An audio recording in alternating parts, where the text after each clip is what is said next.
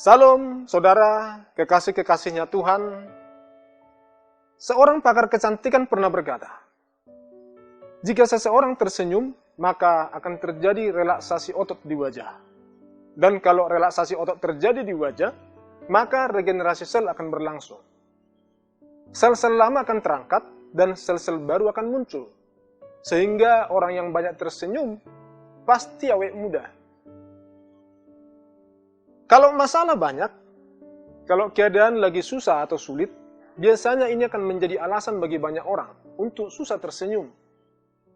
Karena kalau sukacita tidak ada di hati, maka mustahil seseorang bisa tersenyum, kecuali seseorang itu berpura-pura atau bersandiwara. Senyum yang dipaksakan tidak akan enak dilihat. Hati yang gembira adalah obat yang manjur, kata Alkitab. Orang yang sakit kalau mampu bergembira hatinya, tanpa diobati pun bisa sembuh. Tetapi orang sehat, kalau tidak bisa menjaga hatinya untuk tetap bisa bersukacita, pasti penyakit bisa datang. Firman Tuhan dalam Filipi 4 ayat 4-7 berkata, bersukacitalah senantiasa dalam Tuhan. Sekali lagi kukatakan, bersukacitalah. Hendaklah kebaikan hatimu diketahui semua orang. Tuhan sudah dekat. Janganlah hendaknya kamu khawatir tentang apapun juga. Tetapi nyatakanlah dalam segala hal keinginanmu kepada Allah dalam doa dan permohonan dengan ucapan syukur. Damai sejahtera Allah yang melampaui segala akal akan memelihara hati dan pikiranmu dalam Kristus Yesus. Saudara dikasihi Tuhan, untuk mendapatkan sukacita, kadang orang harus rela membayar harga yang mahal. Walaupun harga yang mahal yang telah dibayarkan tidak selalu mampu menjamin sukacita bisa didapatkan. Traveling, barang-barang mewah, sensasi-sensasi, sampai pada kegiatan-kegiatan ekstrim dilakukan. Tetapi akhirnya harus kami akui bahwa sukacita yang sejati hanya ada di dalam Tuhan. Firman Tuhan ini berkata, bersukacitalah senantiasa dalam Tuhan. Sekali lagi kukatakan, bersukacitalah. Mari kita eksplorasi apakah yang membuat kita kadang sulit bersukacita dalam hidup ini. Apa yang miss pada kita? Yang pertama, kebaikan hati. Yang kedua, kekhawatiran. Yang ketiga, kurang berdoa. Dan yang keempat, kurang bersyukur. Ketika kita miss akan keempat hal ini, maka masalah akan terjadi di kejiwaan kita.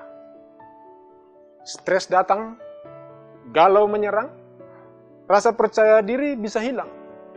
Rasa optimisme, antusias, dan semangat hidup akan lenyap.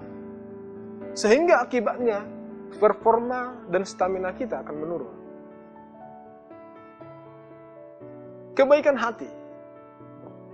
Kebaikan hati hanya bisa dilihat dari perbuatan baik kita. Dan perbuatan baik hanya bisa dibuktikan dengan buah perbuatan baik itu. Dan motivasi kita akan menjadi alat pengukurnya. Kalau kita melakukan sesuatu untuk mengharapkan balasan, apakah itu bisa disebut sebagai hukum perbuatan baik? Tidak. Itu hukum ekonomi, hukum cari untung. Kalau itu kita lakukan, kita sedang memanfaatkan segala yang ada untuk orientasi diri sendiri. Tetapi ketika kita sedang melakukan perbuatan baik tanpa mengharapkan balasan, itu artinya kita sedang bermanfaat. Itulah nilai dari sebuah kehidupan. Nilai atau value kita akan menentukan sukacita sejati yang akan kita terima dalam hidup ini. Sukacita yang sejati adalah sukacita yang tidak lagi bergantung pada situasi dan kondisi yang kita hadapi. Suatu kekuatan yang mampu membuat hati dan pikiran kita terpelihara senantiasa. Sekalipun goncangan datang, sekalipun kenyataan yang kita hadapi tidak sesuai dengan apa yang kita harapkan. Dan bicara tentang kekhawatiran, saya pikir kita perlu belajar kepada semut dan kepada burung di udara sesuai dengan anjuran Alkitab. Semut adalah makhluk pekerja keras ciptaan Tuhan yang tidak khawatir dengan masa-masa sulit. Mereka memaksimalkan segala talenta-talenta yang ada untuk mencari apa yang mereka butuhkan. Manusia adalah makhluk yang lebih cerdas daripada semut. Tuhan Yesus berkata kepada kita, carilah maka engkau akan mendapat.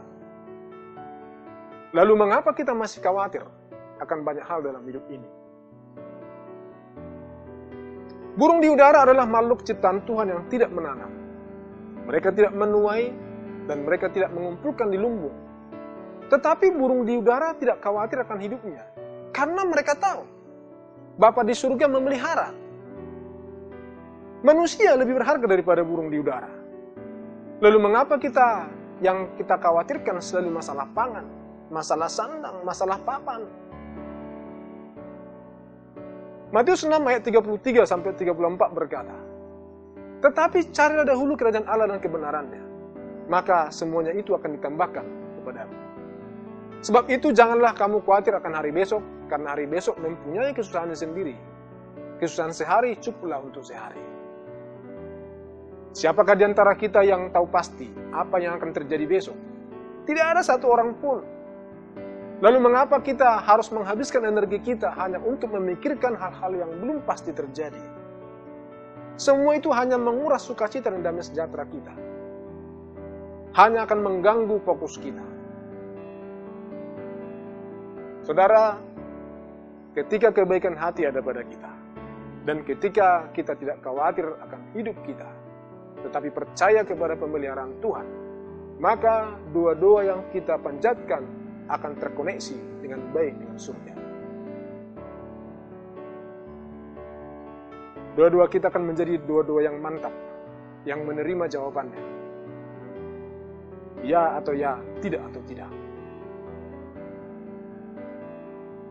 Dan doa kita tidak lagi menjadi ritual agama yang membosankan bagi kita, tetapi menjadi suatu kesukaan, sesuatu yang bisa kita nikmati. Karena doa sesungguhnya bukanlah sekedar daftar permintaan-permintaan manusia kepada Tuhannya, tetapi doa adalah alat komunikasi kita dengan pencipta alam semesta ini, yaitu Tuhan Yesus Kristus. Tuhan Yesus Kristus adalah suatu pribadi yang merindukan kita untuk selalu datang kepada Dia.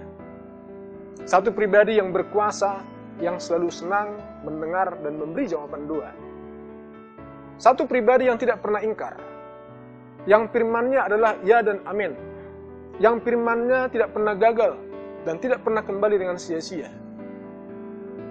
Efesus 3 ayat 20, bagi Dialah yang dapat melakukan jauh lebih banyak daripada yang kita doakan atau pikirkan, seperti yang ternyata dari kuasa yang bekerja di dalam kita. Yang melakukan jauh lebih banyak daripada yang dapat kita doakan dan pikirkan. Itulah Tuhan Yesus Kristus. Kita tidak lebih tahu daripada Tuhan.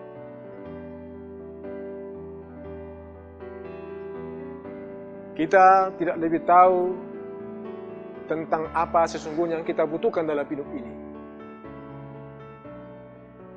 Bicara tentang kita, saudara.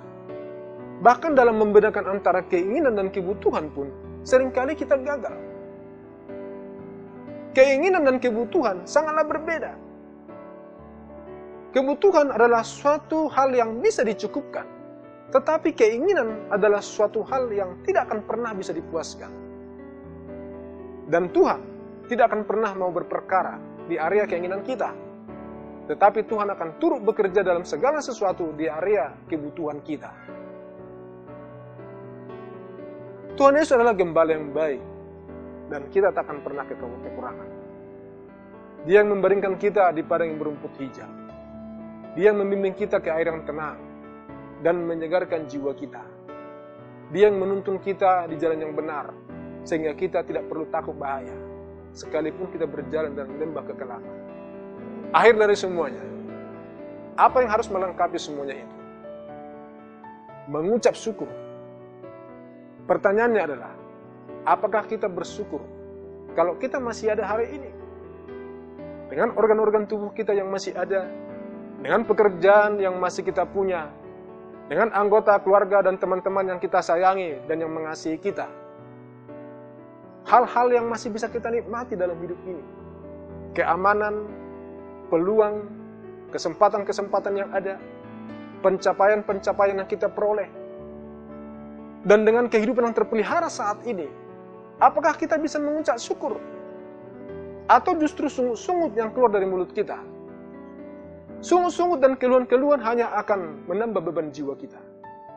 Dan sukacita yang ada malah terhimpit dan makin mengerdil sampai akhirnya punah.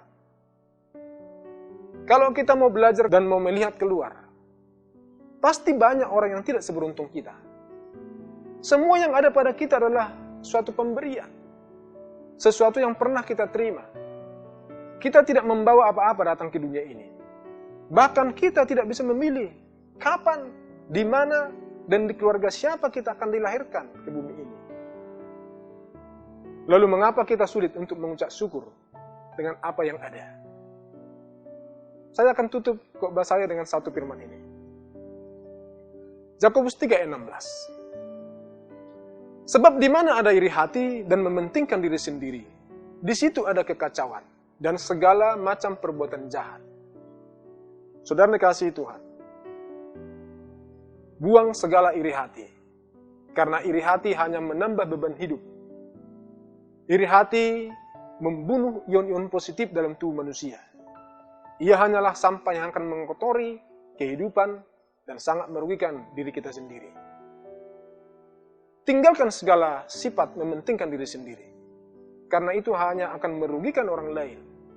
Itu hanya akan menciptakan kebencian orang lain terhadap kita dan menambah kekacauan. Ingat, apa yang kita tabur, itu akan kita tuai. Suatu ketika saya pernah merasa sangat dijolimi oleh seseorang. Orang yang menjolimi saya ini bukan orang biasa-biasa. Dia orang hebat.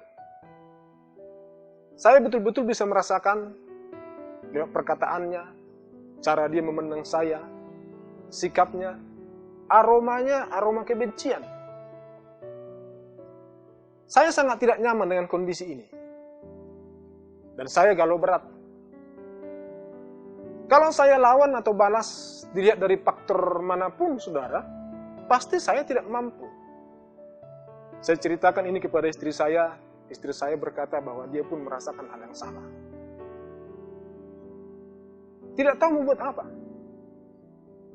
Hanya ingat semua firman Tuhan yang pernah saya dengar dan saya khotbahkan selama ini. Tuhan Yesus berkata, ampunilah orang bersalah kepadamu dan doakanlah musuhmu. Jika ditampar pipi kirimu, berikan juga pipi kananmu. Lalu apa yang kami lakukan suami istri? Kami mulai mendoakan orang ini setiap pagi. Kami doakan supaya dia diberkati Tuhan. Diberkati bisnisnya. Diberkati pelayanannya. Diberkati karir istrinya. Diberkati pendidikan dan pekerjaan anak-anaknya. Pokoknya saya bilang sama Tuhan, biarlah hidup orang ini dipenuhi dengan berkat-berkat-Mu Tuhan.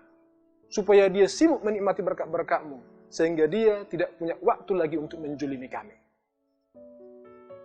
Awal-awalnya dalam mendoakan ini, hati ini sangat berat. Tapi lama-kelamaan mulai agak nyaman. Akhirnya terbiasa. Dan ujung-ujungnya, saudara, mulai tumbuh kasih di hati kami. Kami bisa mengasihi orang ini sekalipun dia membenci kami. Dan apa yang terjadi kemudian? Apa yang kami doakan, terjadi semuanya. Dan orang ini tiba-tiba berubah. Menjadi sangat baik kepada kami. Menjadi sangat respect. Mulai sangat menghormati dan perhatian kepada kami. Haleluya. Saudara dikasihi Tuhan. Jangan biarkan sukacitamu dicuri oleh apapun. Tuhan Yesus memberkati.